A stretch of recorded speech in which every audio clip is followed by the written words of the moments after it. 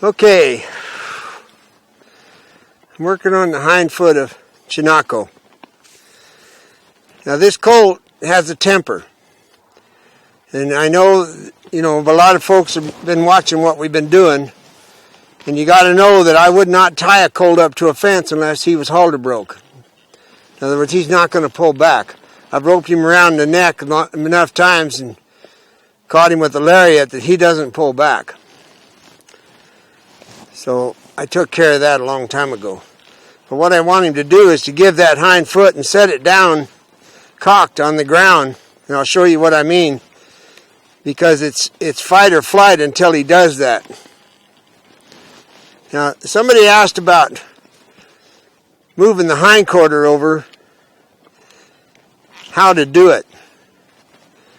Well, if you watch my right spur, I just move it back.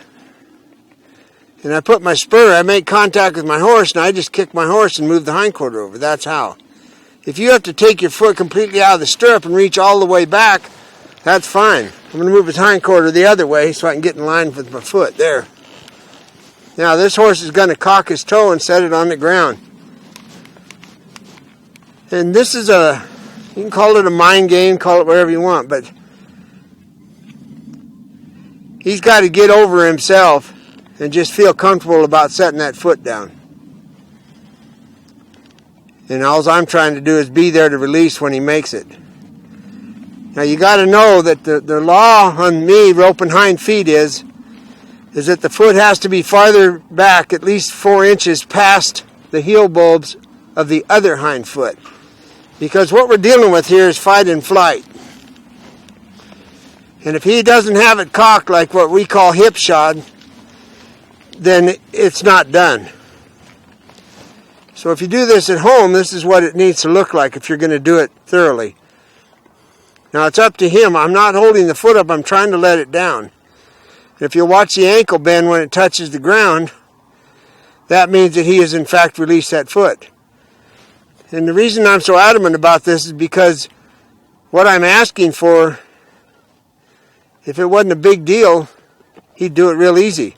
But it's a big deal for a horse to let down. Now see that? That's flight. He's still leaving in his mind.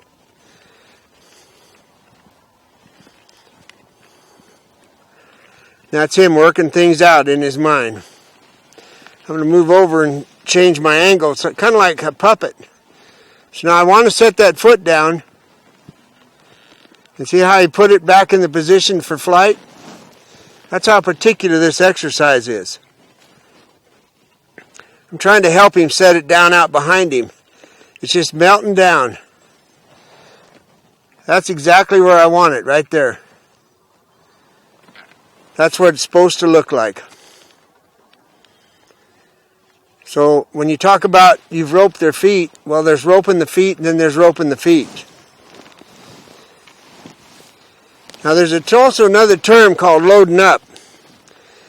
And that means when I put pressure on this rope, if he shifts his weight onto his left hind foot, then mentally he's not there. Because he's saying, no, I'm going to brace up and put all my weight on. If when I start to reach for this, if he shifts his weight, which you'll be able to watch, you watch his hip. If he shifts his weight to the right, then it tells you he's going to give it. If he shifts his weight over to the left and just plants his foot on the ground, then that means mentally he's not there. It's a pretty simple deal to watch, and it's good for you to learn about a horse, what we call loading up.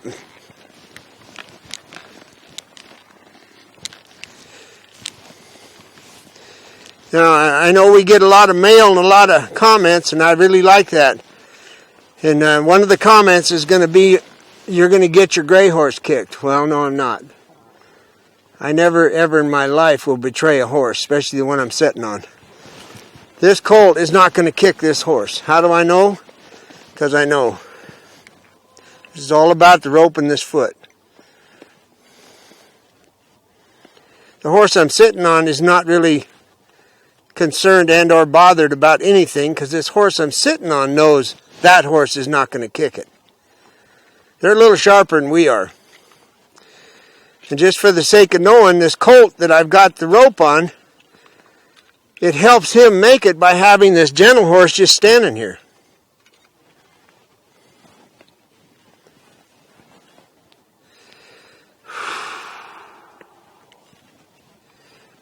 This is a big deal to me. This is important. I do my own shoeing still, and I got to have these feet where they're good. And I think I mentioned it before, but it may come as a surprise, but when a horseshoer comes, you're not paying him to train your horse. You're paying him to shoe your horse. So he shouldn't have to go to a lot of trouble to put the shoes on. If he does, you probably won't see him again. I have a lot of respect for horseshoers and veterinarians. You've got to be hand enough to have your animal presentable for them. Now this is me and this colt having a little chess match. I'm letting the rope slide through my hand when the colt makes it. There. You see how it's moving around? That's not a fluke, you guys. That's on purpose. This colt is making up its mind what to do. And I know this colt because I raised him. And what he does is he loses his temper and gets mad, and then he gets over it. So now he's shifted all his weight again. And I'm going to put pressure on the rope. And it's no different than picking up the Puckett as far as I'm concerned.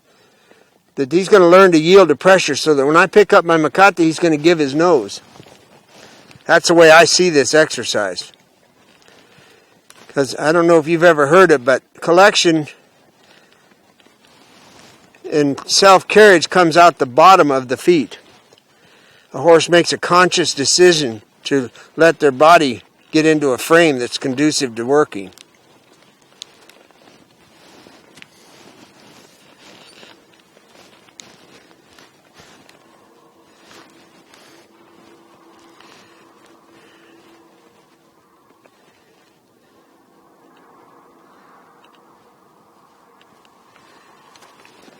And I want you to notice how tight the lead rope is. We give him enough room where he can move if he feels he has to, but I don't have it so long that he can stick a foot over it.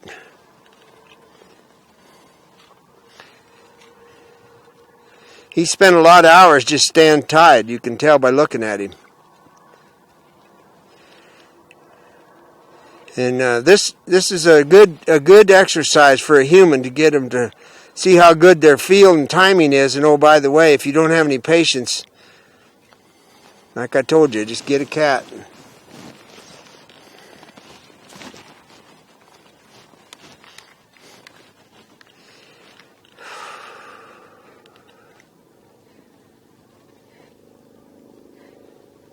There it is.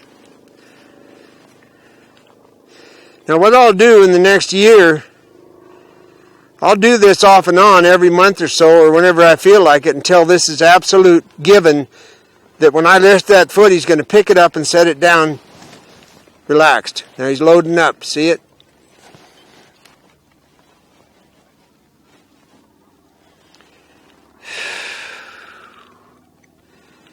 I'm just waiting on this colt to get over himself. Now when they do make it to your satisfaction, when you let go of the rope, they're going to move their foot. Don't take that personal, because once you've let go of it, you can't grab it again. So don't think you've failed. You're just doing the exercise. And when you get it there, you can just let go of the rope. That's it. I'm happy with that today. Now I'll do the other hind foot.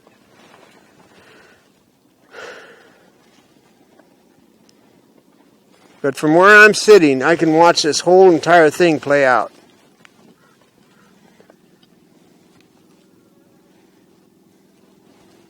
Watch the whole horse. Watch what happens. That's what I like about this. And the one I'm sitting on, it's just something else that he can do. You know what I mean? He's the support for that colt.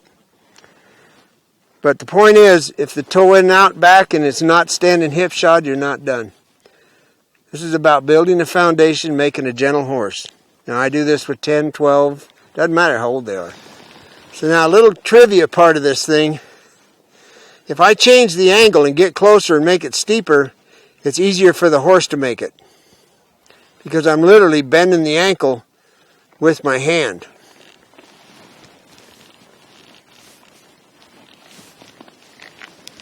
Now right here is a better angle to help the colt out. Exhaling from where I'm sitting has an impact on this colt. Another little deal, when you're learning to rope, what you'll learn, everybody tries to hold a lariat in their hand. You got to learn to let it slide through your hand. If you've got a horse that's always looking over their back, when you have a right hind foot and they're looking at you with their left eye, that is not good. You want the right eye and the right foot, and that means that entire side of that horse is letting go. Now that reminds me of another thing. If you look at this lariat, the way it's going into that hondu, the way I'm pulling on it puts a bite on the hondu. This is the same if you've got it on the foot of a steer. To get the rope off, you've got to throw the rope and put the rope straight through the hondu like it is now.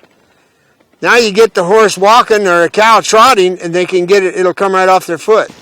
Now if you haven't figured it out yet, the rawhide Hondas are designed to turn on the rope. That's how you straighten them out. Something I say a lot is that you can't train a horse, but you can outlast them. So, thank you.